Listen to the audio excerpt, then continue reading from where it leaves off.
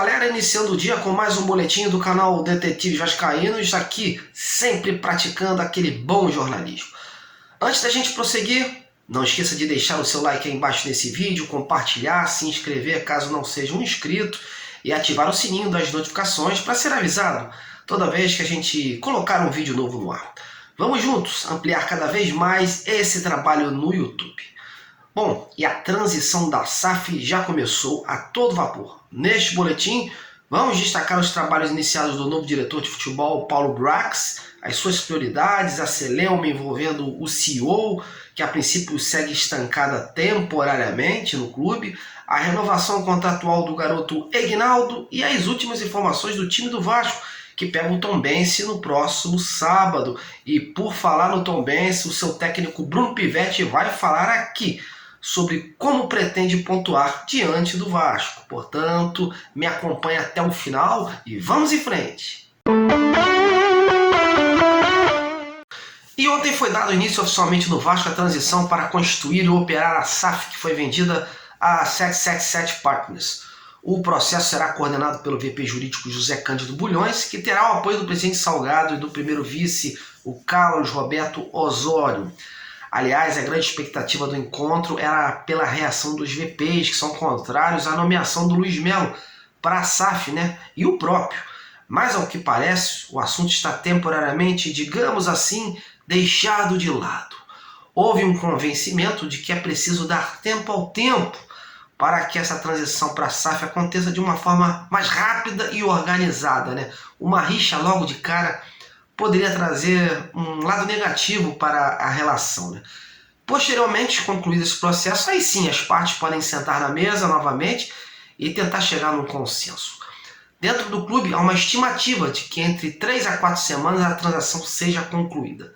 Primeiro é preciso criar a Vasco SAF, para numa segunda etapa acontecer a assinatura do contrato e a transferência de 70% da empresa para a 777.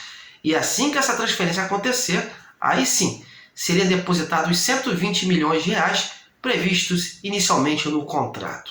Aliás, após essa reunião, o novo diretor de futebol, Paulo Brax, e o próprio Luiz Melo estiveram no campo do CT Moacir Barbosa, como mostram as imagens, acompanhados do gerente de futebol, Carlos Brasil.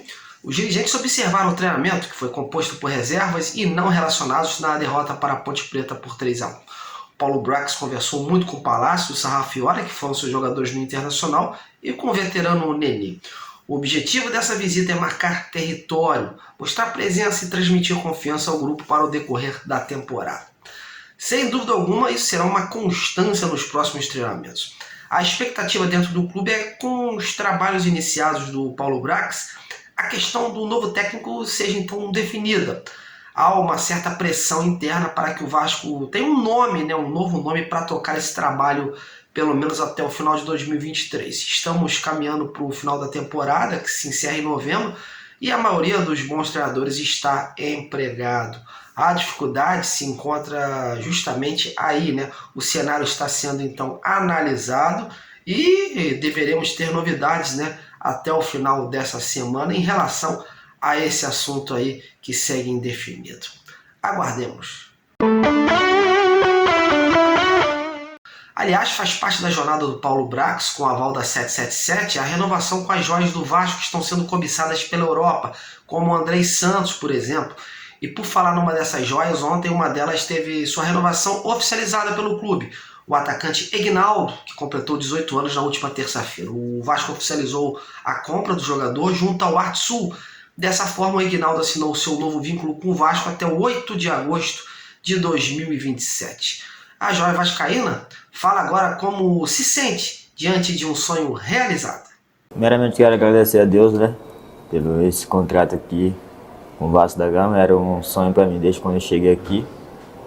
E estou muito feliz e realizado. Agora é trabalhar para continuar um belo trabalho aqui no Vasco da Gama. Praticamente 2 anos atrás eu jogava várzea, e nunca imaginava lá assinar um contrato longo com um clube como o Vasco, gigante. E fiquei aqui muito pensativo, como eu realizei esse sonho. Agradeço principalmente a minha família, principalmente a Deus, minha família também, que vem me apoiando. E é isso. muito grato ao Vasco, a Deus, a todos que vêm me apoiando aqui nessa longa caminhada. Bom, agora vamos voltar para as 4 linhas, meus amigos. Após a derrota diante da Ponte, que ligou o sinal de alerta em São Januário, o técnico Emílio Faro tenta juntar os cacos e fazer com que o Vasco volte a encontrar o caminho das vitórias a partir desse próximo sábado, quando encara o Tombense. Os titulares realizaram um trabalho regenerativo na academia do CT nesta quarta-feira e não foram a campo. No gramado, o Emílio comandou uma atividade tática em espaço reduzido, com destaque para o Palácios e o Nenê, que cumpriram suspensão na última rodada junto com o volante Yuri. Aliás, em falar no Nenê, vamos abrir um parêntese rápido. É bom esclarecer que ele não vai ficar de fora dessa partida, né? Havia uma dúvida por ter recebido 2 amarelos, né? E o vermelho, e ele já estava pendurado, né? Naquela partida contra a Chapecoense. Nesse caso, como o cartão vermelho foi aplicado de forma indireta, ou seja, houve a aplicação de um segundo amarelo naquele jogo, para só então ele receber depois o cartão vermelho, esse vermelho zera os 2 amarelos aplicados contra a Chapecoense e com isso ele continua pendurado com o cartão que já tinha de uma partida anterior. Para esse jogo com o Tombense, por exemplo, o Emílio terá muitas opções de armar o time, né? Uma das principais dores de cabeça que ele vem tendo é na lateral direita. É uma posição que os jogadores que vêm entrando não vêm correspondendo à altura.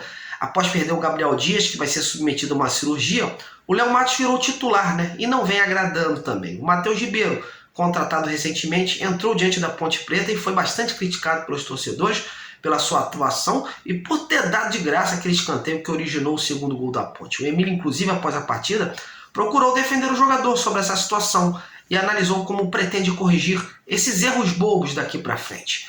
Ouça aí.